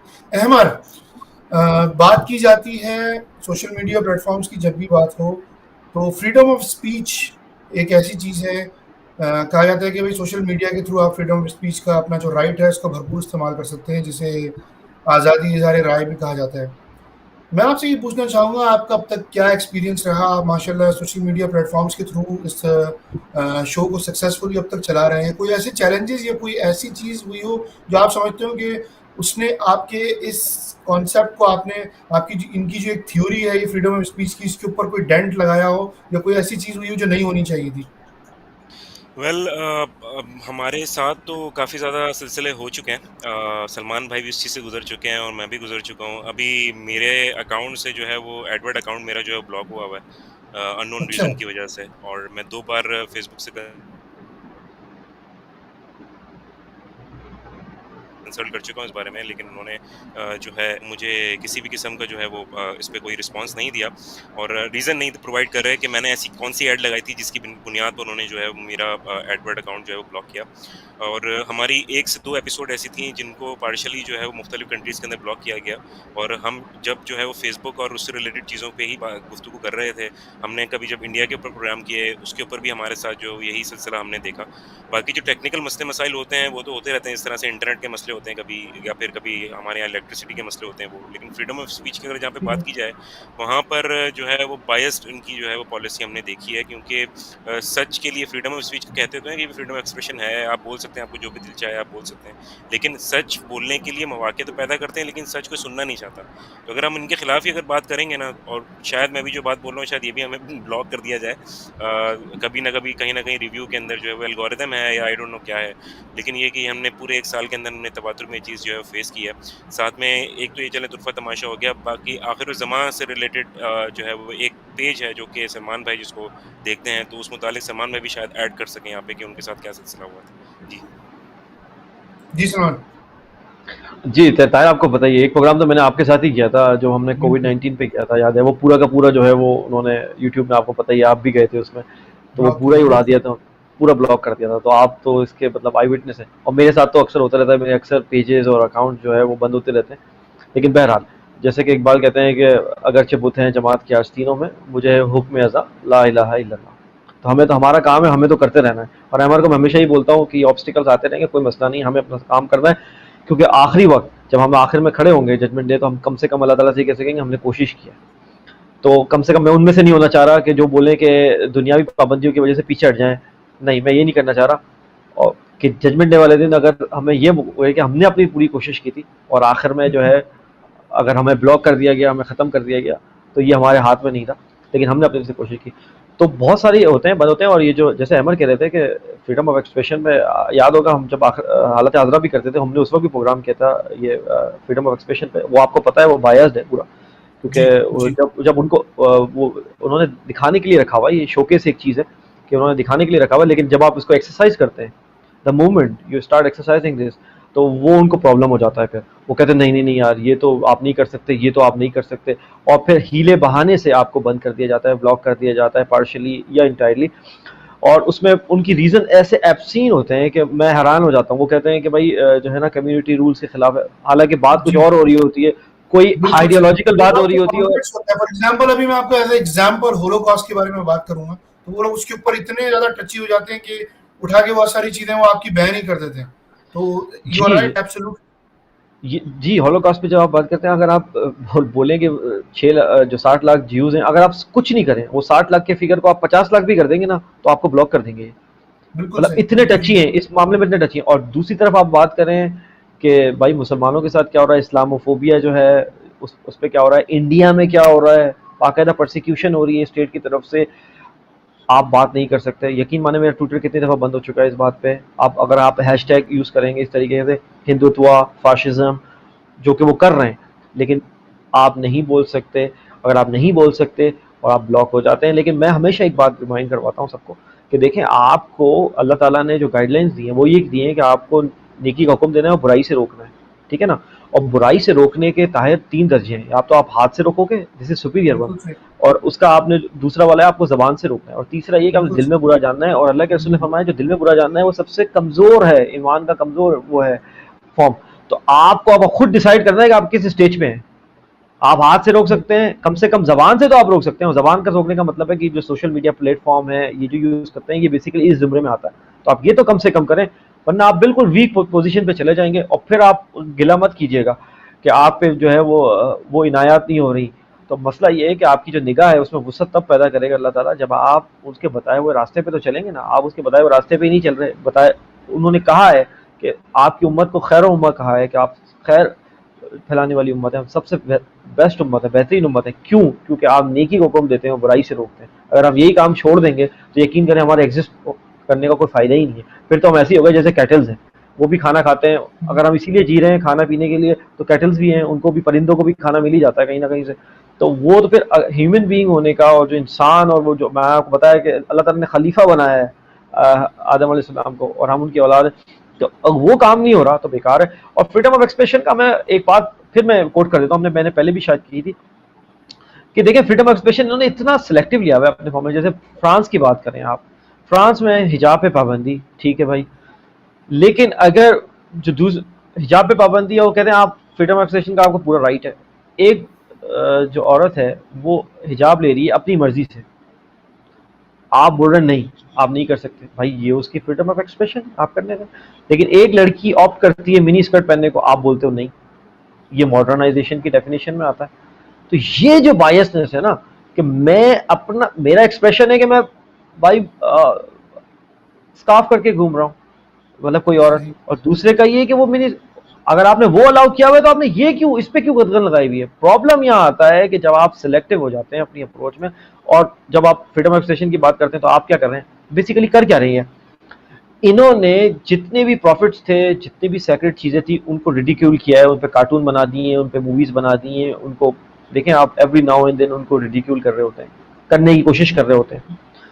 लेकिन जब हमने बोला कि भाई हमारी रेड लाइन ये है कि आप ये रेड लाइन क्रॉस नहीं कर सकते, जब हमारे प्रॉफिट की बात आएगी ये रेड लाइन आप नहीं क्रॉस कर, तो ये बोलते हैं कि देखें ये जो है वो फंडामेंटलिस्ट हैं, ये एक्सट्रीमिस्ट हैं, ये हमारी बात देखें, ये हमें फ्रीडम ऑफ एक्सप्रेशन एक्सरसाइज नहीं करने देते। आप चार्ली हेब्डो का जो आप वाकया हुआ है फ्रांस में, इसके अलावा आपको पता है स्कैंडिनेवियन कंट्रीज में जो हुआ है वो यही मामला है। वो कह रहे हैं हमें अलाउ करो, आप हमें अलाउ करो कि हम रिडिक्यूल कर सकें आपके रिलीजन को, आपके प्रॉफिट को, जबकि अल्लाह ताला ने तो बाकायदा कह दिया है कुरान मजीद में कि बिल्कुल सही। वरफ़ाना लका ज़िक्रक, आप वसल्लम के बारे में कि आपका जिक्र बुलंद कर दिया हमने।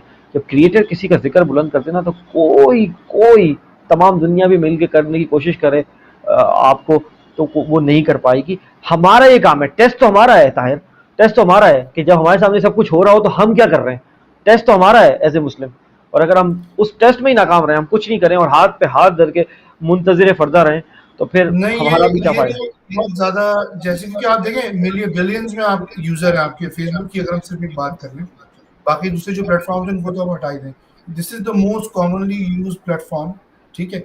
अब इसमें बहुत सारी ऐसी चीज़ें वक्त के साथ साथ एक्सपोज होती जा रही हैं जिनके ऊपर इंसान सोचने बैठ जाता है कि भाई मैं तो सिर्फ एक अपने यानी इजहार किया था कि ये this is what I think about a matter, this is not something कि इसको इम्प्लीमेंट किया जाए या इम्पोज किया जाए, लेकिन उन्होंने एक पॉलिसी बना ली है कि मैं इससे बात फ़कत इसलिए नहीं करता, चुना है गुफ्तगू में बहाव रखता है। तो ये वाली पॉलिसी है उनकी कि उन्होंने बस सोचा है कि अगर हमारी मर्जी की चीज़ें हो रही है तो ठीक है, लेकिन अगर फॉर एग्जाम्पल मैं आपको एग्जाम्पल दूंगा कि इनमें यूजुअली ये सोच होती है कि कभी भी जुर्म करने वाले को नहीं देखो, बल्कि ये देखो कि जुर्म करने की वजह क्या है, उसकी रूट कॉज करो, उसके एनालिसिस में जाओ और फिर उसको वहां से जड़ से खत्म करो।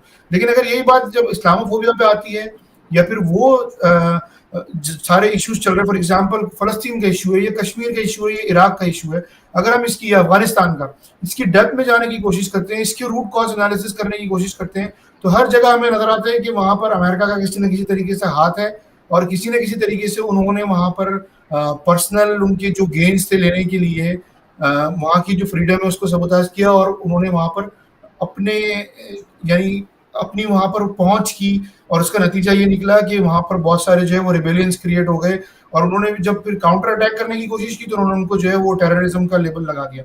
लेकिन वो उसके ऊपर बात नहीं करना चाहते, वो ये कहना चाहते हैं कि ये हमारे मफादात हैं, हमें पता था, हमने इसको पहले से एनालिसिस किया था कि ये हमारे खिलाफ कभी ना कभी किसी न किसी मौके पर खड़े हो जाएंगे, तो हमने इनको वहीं पर ही कुचलने की कोशिश की। हालांकि ये तो एक जनरल रूल ऑफ थंब है कि जब तक किसी ने कोई जुर्म ना किया हो, he would be like considered कि ये इनोसेंट है, इज नॉट गिल्टी।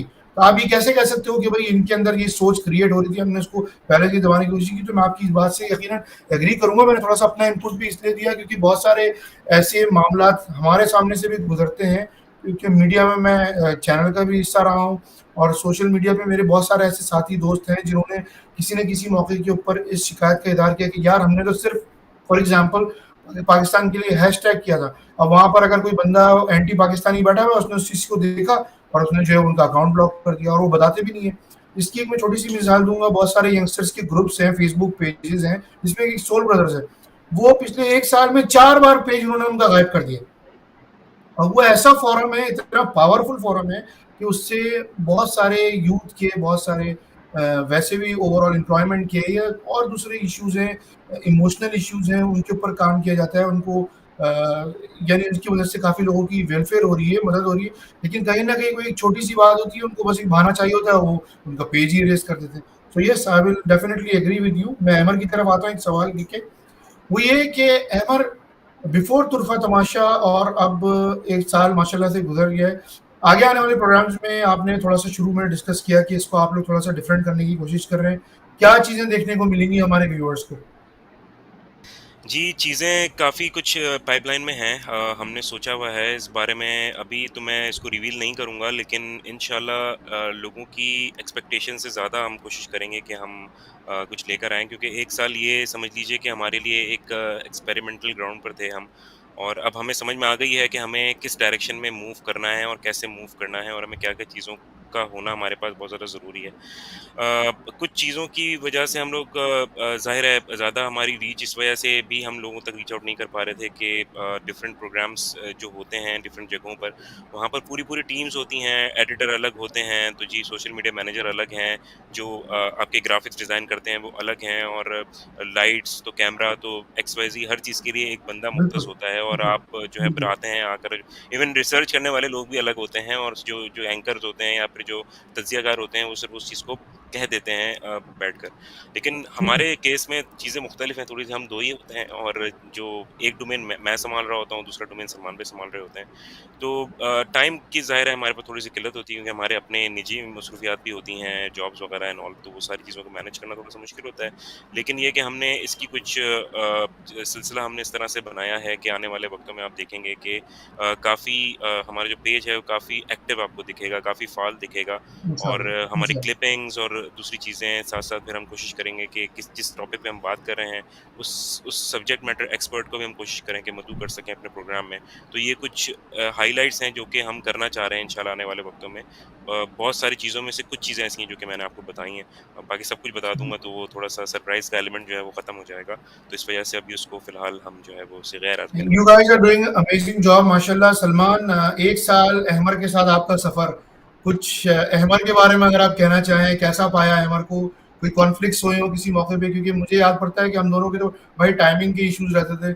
इसके अलावा तो ख़ैर कभी कोई ऐसा मसला हुआ नहीं। लेकिन ये कि अहमर के बारे में अगर मैं आपसे कुछ राय लेना चाहूँ। जी सलमान। अहमद से आप कॉन्फ्लिक्ट की बात कर रहे हैं, कॉन्फ्लिक्ट तो दूर दूर तक की बात नहीं है। हमने तो इस तरीके से काम किया कि ऐसा लगता है कि हम एक दूसरे को पहले बहुत पहले से जानते थे। हालांकि एक चीज़ जो व्यूअर्स को शायद बड़ी एस्टोनिश होगी, जो बताना कि हम एक ही यूनिवर्सिटी से थे। तो अहमद जूनियर थे और मैं उस वक्त MBA कर रहा था, और अहमद मेरे ख्याल में BBA कर रहे थे उस वक्त। तो हमारी वैसे तो थी वाकफियत, तो वहाँ पर भी ऑन एंड ऑफ मिलते रहते थे। फिर मैं चला गया था बाहर, तो कॉन्फ्लिक्ट तो दूर की बात है। मतलब हमें हमें ऐसा लगा कि हम मैंने जैसे आपको शुरू में कहा कि हम ऐसा लगा कि एक दूसरे को ढूंढ रहे थे। ठीक है, तो सही। फिर जब ये हम पहली निश्चित हुई तो ऐसा लग रहा है कि ये भी यही करना चाह रहा था और मैं भी यही करना चाह रहा था, और हम बैठ के फिर हम हो गए। और कॉन्फ्लिक्ट तो दूर दूर की बात है। अहमद बहुत ज़्यादा फ्लेक्सिबल है, मैं आपको बताऊं। बहुत टाइमली रिस्पॉन्ड करता है हर चीज़ पे, बहुत फ्लेक्सिबल है। और इसने मुझे इतना कंफर्ट जोन दिया था कि मुझे कुछ करने की ज़रूरत नहीं पड़ती थी, कुछ सोचने की ज़रूरत नहीं पड़ती थी। और हमारे लिए आखिर में ये जो 3 4 5 महीने आखिरी के, इसमें तो हमारा इतनी ज़बरदस्त अंडरस्टैंडिंग और वेवलेंथ पे थे हम, कि हमें कुछ नहीं करना पड़ता था। बस हमें पता होता था कि भाई टाइमिंग कौन सा है, और हम कर देते थे प्रोग्राम। और वो रिसर्च भी एक प्रोग्राम होता था, और आपकी जो मेन स्ट्रीम पे जो प्राइम टाइम पे प्रोग्राम होता है, उससे कहीं ज़्यादा अच्छा क्वालिटी कंटेंट हम क्रिएट कर रहे थे। और बिल्कुल हमारे लिए एफर्टलेस हो गया था रिसर्च। क्योंकि देखें, रिसर्च हम पूरे हफ्ते करते हैं, चाहे अहमर हो चाहे मैं हूँ। पूरे ठीक हफ्ते है। हम अपडेट रहते हैं, इसकी वजह से तो और ज़्यादा हम अपडेट रहते हैं। तो पूरे हफ्ते हम रिसर्च कर रहे होते हैं मुख्तलिफ टाइमिंग्स में। और उसके बाद जो प्रायोरिटी बेस्ड सब्जेक्ट्स होते हैं उसको हम लेके आते हैं। और एक हमारे पास जो प्रायोरिटी चेक है वो ये है कि अवामुन नास का मसला हो। ये ना कि एक इलीट ग्रुप है, 1% उसका मसला हो वो। और बहुत सारे, इसीलिए लोग हमसे शिकायत भी करते हैं कि देखें यार, वो एक फला मसला चल रहा है मिनिस्ट्रेटिव मीडियम में, आपने उसको डिस्कस नहीं किया। हम बोलते हैं देखें भाई, हमारा वो इसलिए प्रायोरिटी नहीं है। हमारा प्रायोरिटी वो है कि हमारी प्रायोरिटी चेक ये है कि जो अवामुन नास का मसला हो, जिसमें मेजोरिटी का क्या मसला है, हम उसको प्रेफर करते हैं। और मेजोरिटी में भी जो गरीब और मुतवस्सित तबके का मसला हो उसको हम हाईलाइट करते हैं, क्योंकि हमें पता है कि जो पाकिस्तान की रीढ़ की हड्डी है वो बेसिकली मुतवस्सित तबका और गरीब तबका है, जो कि बिल्कुल सही, पाकिस्तान से बिल्कुल लॉयल सही। भी है।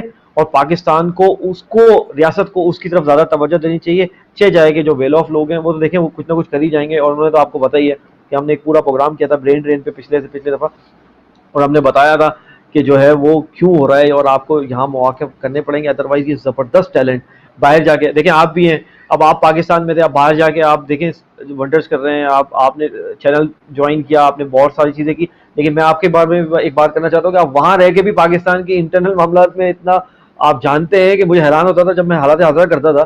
तो ताहिर जो है वो, मैं बता दूं आपको व्यूअर्स को एक बार, कि ताहिर वो सवाल करता था जो बिल्कुल अवामी मसले होते थे। तो मैं हैरान होता था कि यार बैठा हो तो मैं हूँ पाकिस्तान में, और सवाल ये जो है वो बिल्कुल ऐसा लगता था कि दब स्पेस के जो है ना हाथ है अवाम की।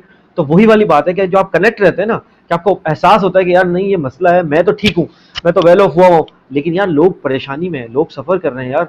मतलब वो मेरे तवज्जुह से अगर कोई अच्छा काम हो जाए तो इससे अच्छी क्या बात है। तो ताहिर की भी ये सोच थी, इत्तेफाक से हमारी भी ये सोच थी, और इसी वजह से जो लाइक माइंडेड लोग होते हैं वो कहीं ना कहीं जमा हो ही जाते हैं। और एक मैं अजीब सी आपको बात बताऊं, मैं अहमद से एक दफ़ा डिस्कस कर रहा था कि मैं एक दफ़ा पढ़ रहा था, तो एक हदीस मेरे नज़र से गुजरी, उन्होंने कहा कि आलम अरवा में जो रूहें आपस आपस में एक दूसरे के साथ हैंग आउट करती हैं, वही दुनिया में जाके सूनर और लेटर जाके कहीं ना कहीं जाके मिल जाती हैं। तो मैं हैरान हुआ कि यार देखें, मुख्तलिफ जगह पे पैदा होना, मुख्तलिफ जगह पे अपब्रिंगिंग होना, लेकिन उसके बाद जाके एक जगह आके जो दिमागों का मिल जाना है वो महज इत्तेफाक नहीं है। There is no coincidence. तो मैं इस पे बिलीव करता हूँ, कोइंसिडेंस कोई चीज़ नहीं होती। अगर आप किसी से भी, आप इत्तेफाक है किसी से बस स्टॉप पे, एयरपोर्ट पे भी किसी से आप मिलते हो, वो कोइंसिडेंस नहीं होता। आप गौर करें कि वो बंदा आपको क्यों मिला है, या तो आपको वो कुछ सिखा के जाएगा या आपसे कुछ सीख के जाएगा, कुछ ना कुछ तो होगा।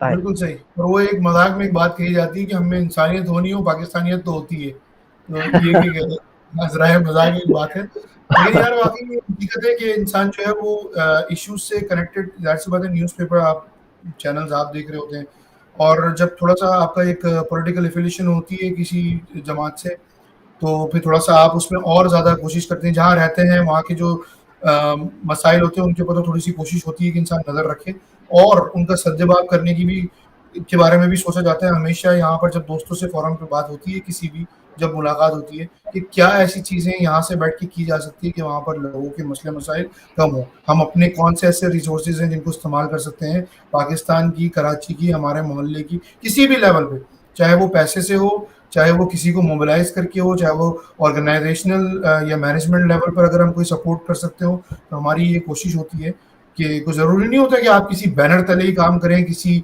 ऑर्गेनाइजेशन के नाम के नीचे रह के ही काम करें, आप पर्सनल लेवल पे जी। भी बहुत सारी चीज़ें कर सकते हैं, और कोशिश ये होती है कि करें।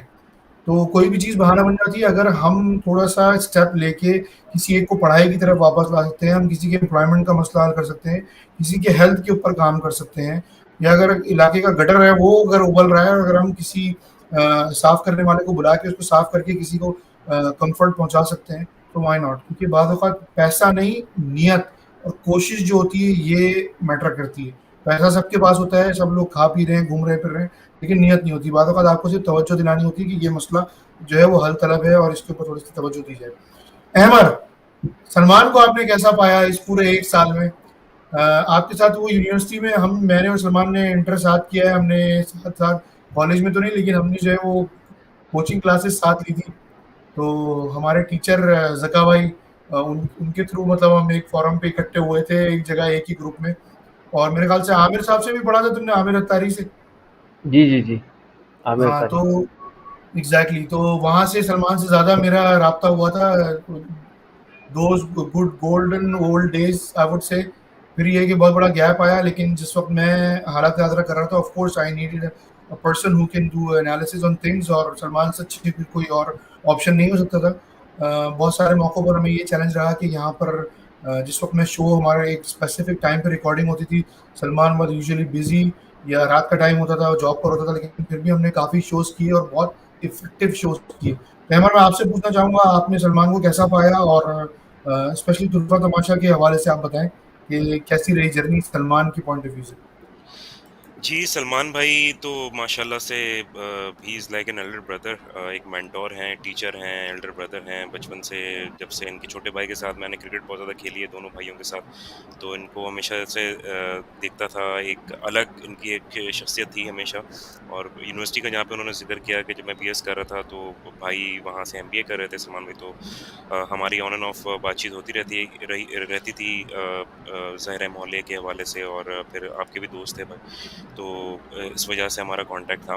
लेकिन फिर जब इनकी चीज़ों को जब मैंने देखना शुरू किया, पोस्ट वगैरह इस तरह से करते थे, तो फिर आपको पता चल जाता है कि कोई भी इंसान अगर उसमें कोई अलग चीज़ अल्लाह पाक ने रखी होती है, तो वो निखर के एक सामने आ जाती है। And then with throughout, जब तुरफ़ा तमाशा, जिस तरह से उन्होंने कहा कि हमारी पहली नशिस्त जब हमने की थी, तो वहाँ पर मैं जो करना चाह रहा था वही सलमान भाई करना चाह रहे थे। एंड देन फिर उसी वक्त सारा सिलसिला हो गया, सब डिसाइड हुआ, एंड देन फिर उसी एक नशिस्त के बेसिस पे हमने पूरा साल जो है प्रोग्राम किए साथ में और अल्हम्दुलिल्लाह किसी किस्म का प्रॉब्लम नहीं हुआ। पूरी जर्नी में मैंने सलमान भाई से बहुत कुछ सीखा। सबसे पहली चीज़ कि मेरी सोचने का ज़ाविया तब्दील हो गया बहुत ज़्यादा। मैं अब चीज़ों को जो है वो अलग तरीके से एनालाइज़ करता हूँ। मैं खुद एज़ अ प्रोफ़ेशन जो है वो मैं बिज़नेस एनालिस्ट हूँ। सॉफ्टवेयर डोमेन में काम करता हूँ, तो मेरा काम भी एनालिसिस का ही है।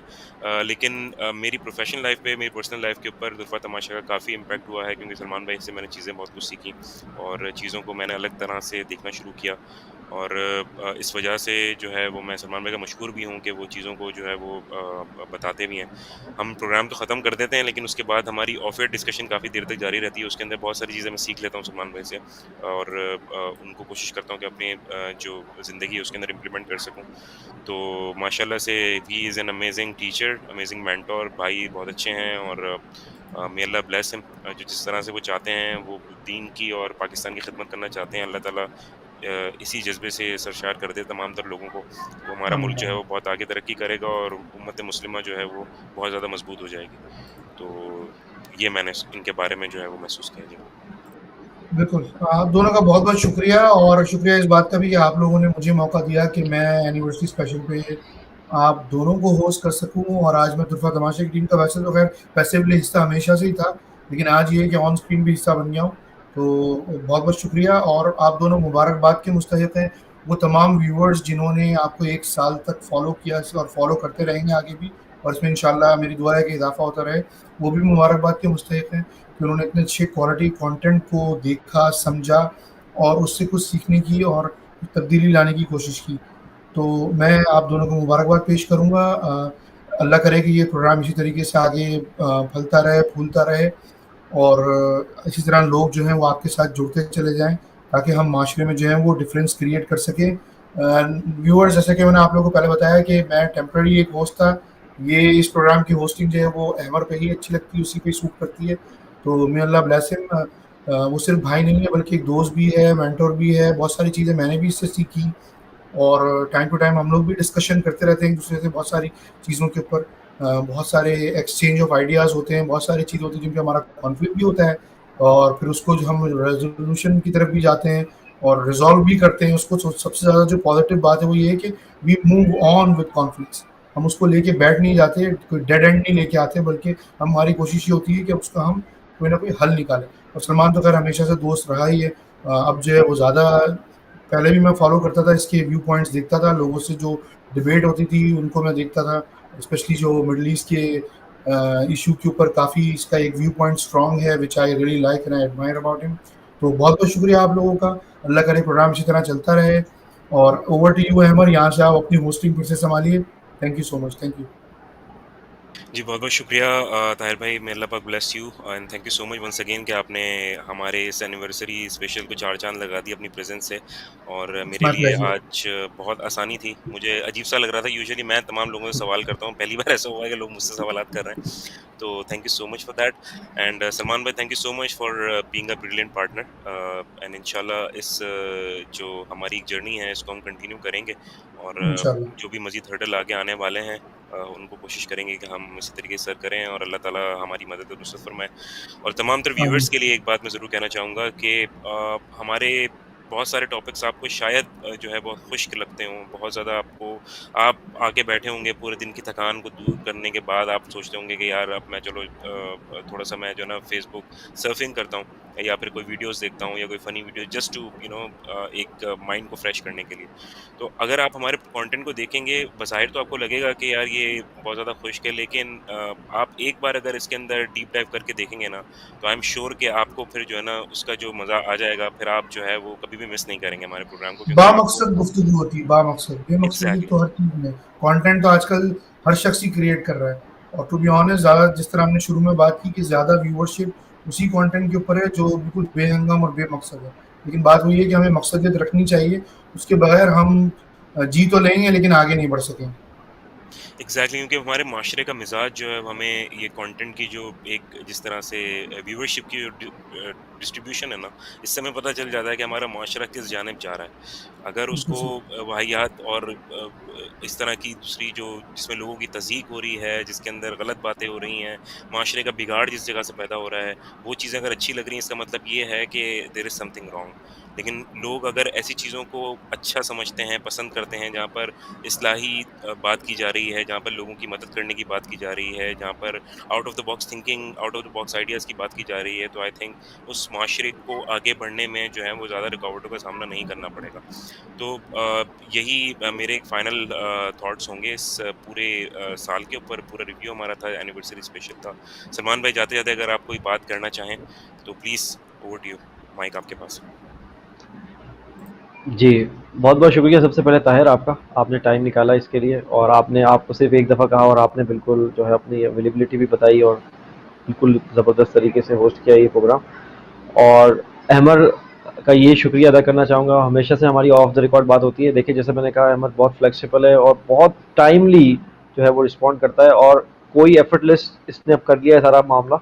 और हम जब प्रोग्राम कर रहे होते हैं तो मुझे एहसास भी नहीं होता कि बस ये हो गया है बस, और हम बाद में ऑफ द ईयर बोलते हैं चले हैं भाई अल्हम्दुलिल्लाह, आखिर में हमारी ये थॉट्स होती हैं कि हो गया आज का। तो अहमद ने कभी मुझे ये एहसास ही नहीं होने दिया कि कोई दो अलग अलग एंटिटीज़ हैं, हम एक टीम के तौर पे काम करते हैं और हमने पूरे अपने डोमेन जैसा कि कहा इसने हमने बांटे हुए हैं और पता ही नहीं लगता अब तो कि किसी तरीके से जो है ना एफर्टलेस तरीके से हम ये करते चले जाते हैं। तो आपका भी बहुत बहुत शुक्रिया अहमद फॉर एवरीथिंग। तो आपका तो और ताहिर आपका ख़ास तौर पे शुक्रिया जो आपने आज ख़ास तौर पे टाइम निकाला हमारे लिए। और मैंने एनी अहमद से टाइम। कहा था, जी मैंने अहमद से ये बात कही थी कि ताहिर को कुछ बताने की ज़रूरत नहीं है, बस ताहिर को ये भी पता है कि हम दोनों कौन है और ताहिर को ये भी पता है कि तुफ़ा तमाशा का क्या कॉन्सेप्ट है। बस ताहिर अपनी अवेलेबिलिटी बता दे, इतना हमारे लिए काफ़ी होगा। तो बहुत बहुत शुक्रिया सबका, व्यूअर्स का बहुत बहुत शुक्रिया जिन्होंने हमारे जो है वो पेशेंटली जो हमारा ये प्रोग्राम देखे। और जैसे कि अहमद ने कहा कि ये इट सीम्स ड्राई समटाइम्स, कि ऐसा लगता है कि बहुत खुश्क सब्जेक्ट्स हैं, लेकिन अगर आप जब जाएंगे समझेंगे तो आपको पता लगेगा कि आपकी कॉन्शियसनेस में जो है वो इजाफा होगा, आपकी शऊर में जो है वो बेदारी आएगी और इजाफा होगा। और जब वो होगा तो आप खुद भी जो है वो दूसरे लोगों के शऊर के लिए हम कहेंगे, बल्कि आपको कि जब आपका शऊर बेदार हो जाए तो आप दूसरों का शऊर बेदार करें। बेसिकली ये कैंडल से कैंडल जलाने वाली बात है। तो आप इस तरीके से ये जो है अगर ये जो है रिएक्शन चल पड़े तो मेरे ख्याल में पाकिस्तान में इससे अच्छी कोई बात नहीं हो सकती। हम पैसे से लोगों की मदद करते हैं, हम और तरीके से लोगों की मदद करते हैं कि यकीन मानिए जो ये मदद है, अगर एक दफ़ा आपने इंसान को सोचना सिखा दिया। आइंस्टाइन ने कहा था कि बेस्ट टीचर वो होता है जो अपने स्टूडेंट को सोचना सिखा देता है। ये नहीं उसने कहा कि सिलेबस कवर करा देता है या मनी मेकिंग कोई स्कीम बता देता है, उसने कहा कि जो सोचना सिखा देता है। तो अगर इस प्रोग्राम के तवज्जो से कुछ लोगों की क्रिटिकल थिंकिंग की आदत पड़ जाए, कुछ लोगों को जो है उनका सोचने का ज़ाविया बदल जाए, तो मेरे ख्याल में जॉब डन हो चुकी है हमारी।